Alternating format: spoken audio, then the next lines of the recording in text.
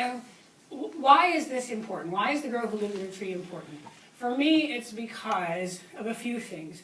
Number one of the most important lessons to me from this time in the tree is that who you are is exactly who you are meant to be. Regardless of if you think you and I have anything in common or not, I am 100% clear that who you are is exactly who you are meant to be. Part of the challenge in our world is that everything in our society is telling us we should be something else. We live in a society that thrives economically, certain people, not everyone, certain people thrive economically when we feel like we don't have enough time. I'm not pretty enough, I'm not smart enough, I'm not tall enough, I'm not short enough. The not enough conversation is part of what drives our current system where a few people have most of the world's wealth and everyone else is struggling to get by and in some cases dying because they don't have basic access to basic needs and wants. And why I say this is because I have been stubborn and getting into trouble since I was 2. And I finally learned how to direct it into good causes.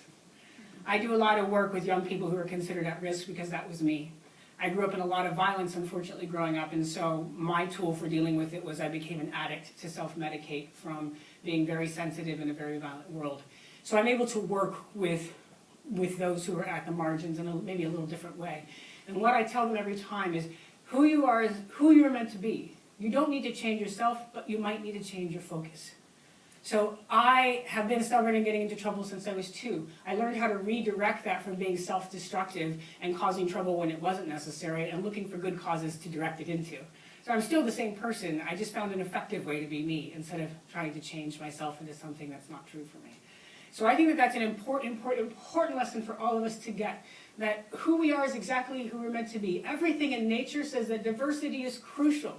So whoever you are in your own diverse, unique expression is absolutely vital to you, your life, and the impact you have on the world, and the impact you can have on the world, our planet, and future generations. Each one of us has a unique contribution. If we were all the same, it would have been as if everybody was up in a tree. Nobody would have known about it. Every part of the team is crucial and vital. What's most important is for us to realize that we have our own unique gifts and contributions, and oftentimes they're hidden in the places we think might be bad or wrong. That's actually where some of our gift comes from. And it's part of why I'm so clear that even if someone doesn't think they agree with me, that I hold no judgment around that, because I get that I don't actually want us all to be the same. That's not actually healthy for us.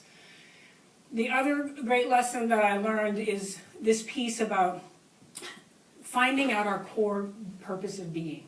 Because we live in a production-driven world. And so it's all about doing, producing, production. And sadly, even in a setting like this, in a university setting, we still have to produce. We got to do the tests, we got to do the papers, we try to get the grades so we can go out into the real world and get a good job and make good money. So our whole system, even with well-intentioned people, is designed around production and competition. And I did that world, and even when I was at my height of success, I was never completely happy. And part of what I realized is because underneath it is my core purpose of being. Who do I want to be in the world?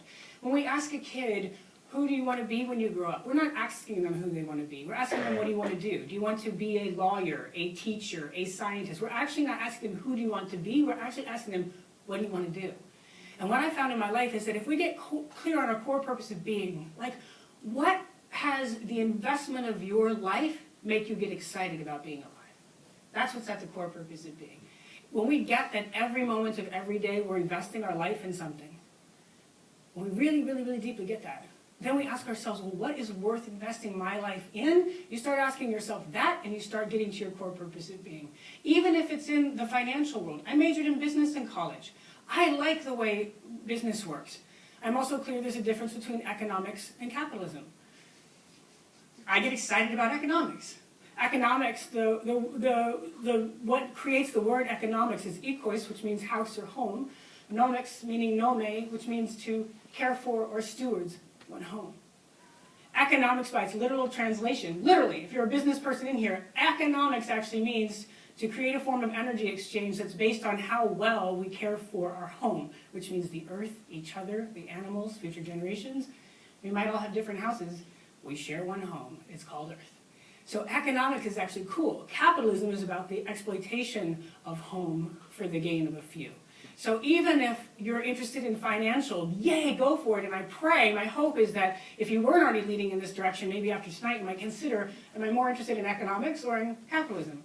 It's your life, you can choose whatever you want. My hope is you invest in a world where economics, where our financial reality uplifts all instead of uplifting some at the expense of others. So this is the piece about being, like whatever it is, whatever you feel called to be. And the final thing I'll say, and this one I think to me is the most important, people tell me all the time, thank you for showing us that one person can make a difference, with the emphasis on can. And to me that's proof of how our world is falling apart. Because no choice happens in a vacuum. It's actually scientifically impossible to make no difference.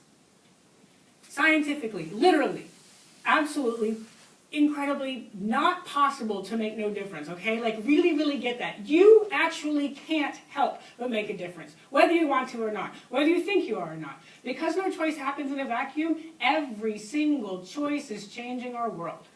And the biggest challenge for us is that even some of those of us who are the most disadvantaged in today's world in this country are some of the most privileged in the world. I mean, we do things like throw something away because it doesn't go in our bedroom. If everything we threw away and even recycled went into our bedroom first, our choices might change a little. We're so disconnected from the impact of our choice. Where has it come from? What part of the earth has been affected? How has it been affected? Who made it? How were they treated? All of those things that go into one simple choice. And after we made that choice, if we had to follow the thread to its conclusion and see who and what was impacted, we would get how powerful each and every one of us are in this room. Every time we make a choice, we are actively creating the world we want to live in. Or we're actively creating the world we don't want to live in, and we're just not aware of it. So I tell people this because I want us all to get that activism is not just for tree huggers, people who lock down the bulldozers, that kind of thing. That because every choice actually makes a difference, 7 billion of us and growing are activists. And then what we have to ask ourselves is, instead of can I make a difference, we need to ask ourselves, what kind of a difference do I want my life to make? That's the actual question we need to be asking with ourselves. The quickest way to die is to get born. Okay? You might be wondering, why is she saying that right now? Because I want us to be present to something. The quickest way to die is to get born. So basically, we're all headed in the same direction right now. And so what gives meaning to the pages in the middle of the book? The one side of the book is birth, the other side of the book is death. That is something we all share. Every one of us, everything in life has that in common. We get to choose what the inscription on the pages inside look like. My feeling, my belief, my commitment is that if we really get how much of a difference our lives make, we actually choose to have our lives mean something more than just what we look like, how much money we have in our bank accounts, and that kind of surface thing. We actually realize, you know what, even if I care about those things, I want my life to have a deeper meaning to that. And there's only one orchestrator of that music, and that's you. You get to choose that. And my hope is that in our time together tonight and in your work in this university or as you leave here in your community, that you are asking yourself, what kind of a difference do I want to make with my life? And not just in the realm of doing, but who do I want to be in such a way that I'm excited to be me, alive in a very challenging time. And with that, I'm done now. And now it's your turn. And I appreciate your patience. It feels really hot in here, so I can feel people falling asleep. And I'm like, oh, Lordy. And also, I feel like I talked longer than I really wanted to, but I was trying to sense who else in the room and what you were going to ask me during this time and try and answer some of that already. So, now it's your turn. The conversation gets interesting at this point. Yes? Would you have stayed in the tree longer if the government or whoever you talked to